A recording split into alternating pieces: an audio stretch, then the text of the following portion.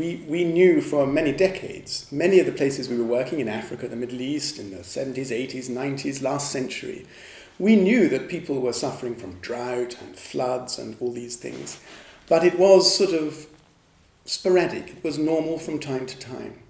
I think what happened differently is 3-4 years ago, we started talking to the very good climate centre of the International Federation of the Red Cross, Red Crescent Climate Centre in The Hague in Holland. And we started to listen to them about scientific observations and predictions of climate trends across the world. And we began to think very hard, this is going to be very difficult. And then last year, in our global consultation for our new 4-year international strategy, we did a big listening exercise around ICRC offices around the world. And one of the very strong things to come through from Africa in particular, and parts of the Middle East, was climate change. And people were saying, yes, it wasn't like before that there were droughts and floods from time to time. They were saying there were more droughts, they lasted longer, and they were more frequent. And people and Red Cross, Red Crescent staff were saying, we are feeling climate change now. The people are experiencing climate change now. So that's why we engage now in a new strategic push to understand climate change better.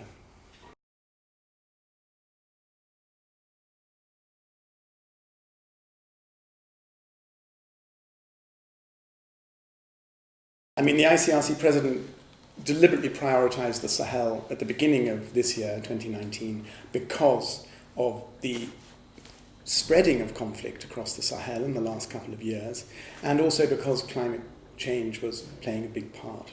So what's very clear across the Sahel is that people are experiencing for year after year the double pressure of protracted long-armed conflict as one pressure, and then the second pressure of increasing climate change, more drought, sometimes real floods that are destructive.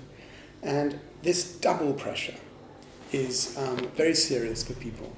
And we know it makes their lives much more difficult. Maybe a family could survive from an armed conflict. It would keep some of its livestock, some of its assets. Even if it had to move and was displaced, it might survive an armed conflict for some years.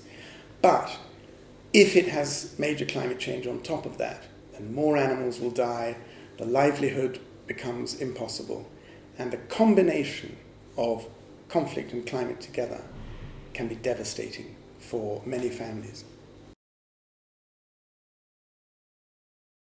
We are doing some research in Mali and Iraq as well, real deep research during the year.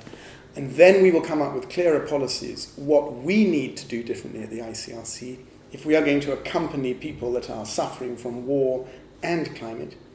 How do we need to work differently with them to help them survive, adapt? And we need to come up with strong recommendations for global policymakers at the United Nations, for regional policymakers, the African Union, the League of Arab States. We need to come up with strong recommendations to them, how to change their policies on water, on drought, on livelihoods, on supporting displaced people, etc. So one of the key messages I think we realize is that we as humanitarian agencies will have to adapt to adaptation. It's not enough now for us to go and just give people food, give people water temporarily and say, there you are, this will help you to survive, if their environment around them is changing so dramatically. So I think we will have to help work with them to find new ways of farming, to find new ways of business. We'll probably have to give them cash much more so that they can make choices of their own about how to survive. And realistically, I think many people will come to towns and cities. I think across the Sahel, in Africa and in the Middle East, people are giving up on rural life in the countryside, and I think therefore we have to help cities and towns receive them better, have better water supply in the city, better health services and jobs. one of the big humanitarian priorities for the future will be jobs. Because if you are not farming anymore, you need a job.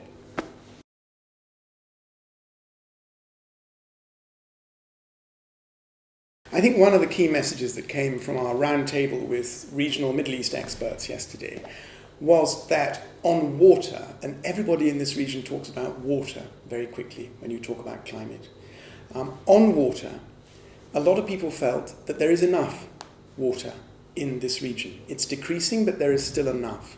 And the challenge is to manage that water better, more equally, more fairly in different countries so that people affected by conflict, displaced people, ordinary citizens, host communities, they all have equal access to good water.